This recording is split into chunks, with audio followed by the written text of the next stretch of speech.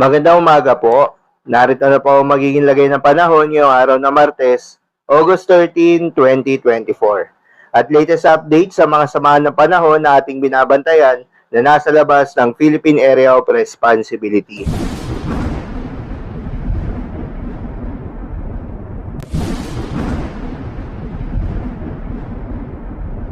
Sa kasalukuyan na tayo sa pag-asa, itong southwest monsoon o hanging habagat ay patuloy pa rin nakakaapekto sa buong bahagi ng Luzon at western section ng Visayas.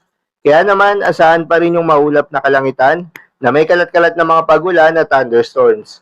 Habang sa nalalabing bahagi ng ating bansa ay asahan naman yung bahagyang maulap hanggang sa maulap na kalangitan na may mataas na tsansa ng mga pagulan lalo na sa hapon o sa gabi, dulot naman yan ng mga localized thunderstorms. Samantala, yung binabantayan na low pressure area ng pag-asa na nasa labas ng Philippine Area of Responsibility ay nagdevelop na bilang isang tropical depression o mahinang bagyo. Huli itong namataan ng pag-asa sa layong 1,520 kilometers east-northeast of extreme northern Luzon.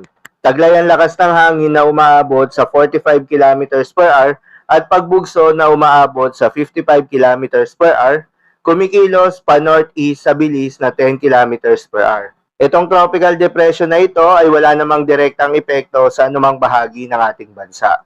Samantala, tatlong bagyo ngayon ang binabantayan sa labas ng Philippine Area of Responsibility. Ito ay ang Tropical Storm Maria, Tropical Storm Sontin, at bagong Tropical Depression. Ang Tropical Storm Maria ay naglandfall na nga sa bansang Japan kahapon ng umaga. At patuloy itong humihina habang binabagtas ang hilagang bahagi ng Japan. Ang Tropical Storm Sontin naman ay patuloy na kumikilos papalapit sa bansang Japan pero inaasahang hihina at malulusaw ito bago makarating sa kinatatayuan ni Tropical Storm Maria. Ang isang bagong nabuong bagyo naman na nasa labas ng Philippine Area of Responsibility ayon sa Japan Meteorological Agency, ito ay inaasahang lalakas pa at aabot sa typhoon category bago lumapit o maglandfall sa silangang bahagi ng bansang Japan sa mga susunod na araw. Ito yung tropical depression na kasalukuyang binabantayan ngayon ng pag-asa. Habang yung bagong low pressure area naman na nabuo sa may Western Pacific Ocean din na pinangalanan ng Joint Typhoon Warning Center na Invest 96W, sa ngayon ay mababa pa naman yung tsansa nito na maging isang ganap na bagyo at malayo rin sa ating bansa. Pinag-iingat po natin ang ating mga kababayan na nasa Japan sa posibleng epekto ng mga bagyo. Paalala lamang po na ang mga binabantayang mga bagyo at sama ng panahon ay hindi inaasahang lalapit at makakaapekto sa anumang bahagi ng ating bansa, maliban lamang sa hahatakin nito ng bahagya ang habagat na siya magdadala ng mga pag-ulan sa ilang bahagi ng ating bansa.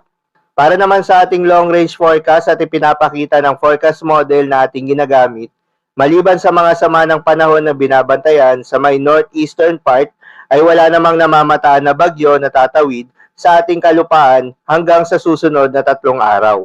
Ngunit pinaghahanda pa rin natin ang ating mga kababayan dahil ayon sa datos ng pag-asa, 2 o 3 bagyo ang posibleng pumasok o mabuo sa loob ng Philippine Area of Responsibility ngayong buwan ng Agosto.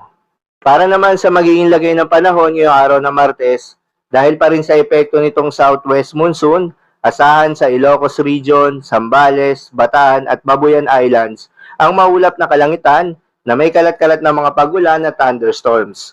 Posible ang mga pagbaha o pagguho ng lupa dahil sa katamtaman hanggang sa kung minsan ay malakas na pagulan. Habang sa Metro Manila, nalalabing bahagi ng Luzon, Western Visayas at Negros Island Region ay asahan naman yung bahagyang maulap hanggang sa maulap na kalangitan na may kalat-kalat na mga pagulan o thunderstorms. Dulot pa rin yan ng southwest monsoon. Posible rin na mga pagbaha o pagguho ng lupa during severe thunderstorms. Habang sa nalalabing bahagi ng ating bansa, ay asahan rin yung bahagyang maulap hanggang sa maulap na kalangitan na may kalat-kalat na mga pagulan o thunderstorms. Dulot naman yan ng mga localized thunderstorms. Posible rin na mga pagbaha o pagguho ng lupa during severe thunderstorms. Madalas nabubuo ang mga thunderstorms na ito tuwing hapon o gabi na nagtatagal ng 1 hanggang 2 oras. Kaya naman mag-ingat sa posibleng mga pagbaha o pagguho ng lupa during severe thunderstorms. Para naman sa lagay ng mga dagat baybayin, ayon sa pag-asa ay wala tayong nakataas na gale warning sa anumang seaboards ng ating bansa. Kaya naman malayang makakapamalaot yung mga kababayan nating mangingisda at yung may mga maliliit na sasakyang bandagat. Dahil inaasahan yung banayad hanggang sa katamtaman ng mga pagalon. Ngunit iba yung pag-iingat pa rin, lalo na kung meron tayong offshore thunderstorms activity, asahan pa rin yung tsansa ng malalakas na hangin at kaakibat nito ang bahagyang pagtaas ng mga alon. So yun lamang po para sa lagay ng panahon ngayong araw ng Martes. Keep safe everyone.